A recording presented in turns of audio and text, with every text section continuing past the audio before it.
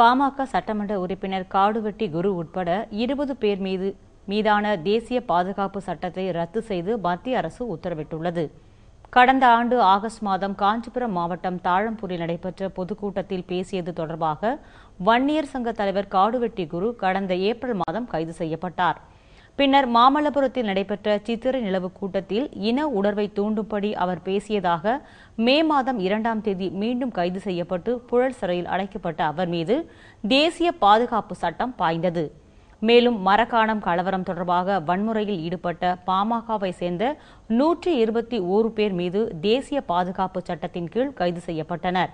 இந்நிலையில் காடுவெட்டி குரு உட்பட 20 பேர் மீதான தேசிய பாதுகாப்பு சட்டத்தை ரத்து செய்ய மத்திய அரசு உத்தரவிட்டுள்ளது.